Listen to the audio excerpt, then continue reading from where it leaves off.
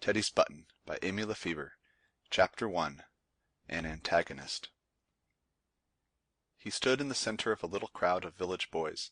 His golden head was bare in the blazing sun, but the crop of curls seemed thick enough to protect him from its rays, and he was far too engrossed in his occupation to heed any discomfort from the heat. A slim, delicate little lad, with a finely cut face, and blue eyes that by turns would sparkle with animation and then settle into dreamy wistfulness, with a deep, far-away look in them. They were dancing and flashing with excitement now, and his whole frame was quivering with enthusiasm. With head thrown back, and tongue, hand, and foot all in motion, he seemed to have his audience completely spellbound, and they listened with open eyes and mouths to his oration. With one hand he was figuring a large brass button, which figured conspicuously in the center of his small waistcoat, and this button was the subject of his theme.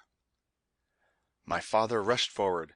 "Come on, men, we'll save the old colors," and they shouted hurrah as they made after him.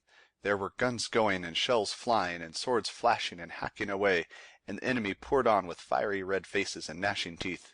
My father drew his sword, and no one could stand against him. No one. He cut and he slashed, and heads and arms and legs rolled off as quick as lightning, one after the other. He got up to the colors, and with a shout he plunged his sword right through the enemy's body that had stolen them. The enemy fell stone dead. My father seized the colors and looked around. He was alone. The other soldiers had been beaten back, but was he in a funk? No, he gave a loud hurrah, picked up his sword, and fought his way back, the enemy hard after him. It was a race for life, and he ran backward the whole way. He wasn't going to turn his back to the enemy. He pressed on, shouting hurrah, till he got to his own side again, and then he reached his colonel. "Captain dead, sir, I've got the colors," he saluted as he said it, and then dropped dead himself at the colonel's feet, the blood gushing out of his heart and over his clothes and over this button. The little orator paused as he sank his voice to a tragic whisper. Then raising it again, he added triumphantly, "And 30 bullets and 6 swords had gone through my father's body. That was something like a soldier." "Oh, I say," murmured a small skeptic from the crowd, "it was 20 bullets last time. Make it 50, Teddy." "And that's the story of my button," pursued the boy, ignoring with scorn this last remark. "And did your father have only one button to his coat?" The voice was a strange one, and the boys turned round to meet the curious gaze of a sturdy little damsel, who had, unnoticed, joined the group. She was not dressed as an ordinary village child, but in a little rough serge sailor suit, with a large hat to match, set well back on a quantity of loose dark hair.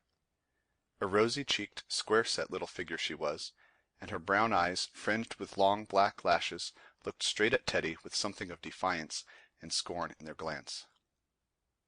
Though at first a little taken aback, Reddy rose to the occasion. "One button," he said with emphasis. "The coat was sent to mother with only one button left on. And if you—" here he turned upon his questioner with a little fierceness, "if you had been through such a bloody battle, and killed so many men, you would have burst and lost all your buttons, and not had one left, like father." There was a round of applause at this, but the small maiden remained undaunted. "Is that a true story you told?" she demanded, with severity in her tone. "Of course it's true," was the indignant shout of all. "Then I tell you, boy, I don't believe a word of it." And with set, determined lips, she turned on her heel and walked away, having sown seeds of anger and resentment in more than one boyish breast.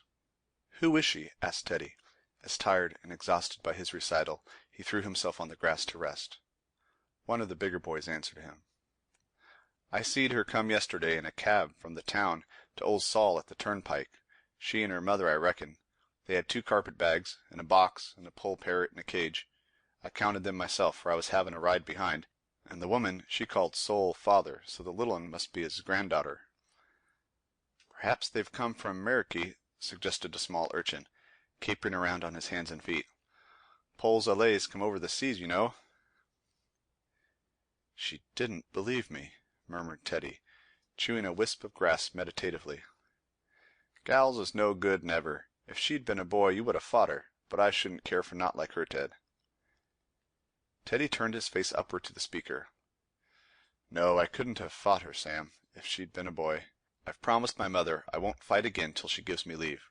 You see, Sample complete. Ready to continue?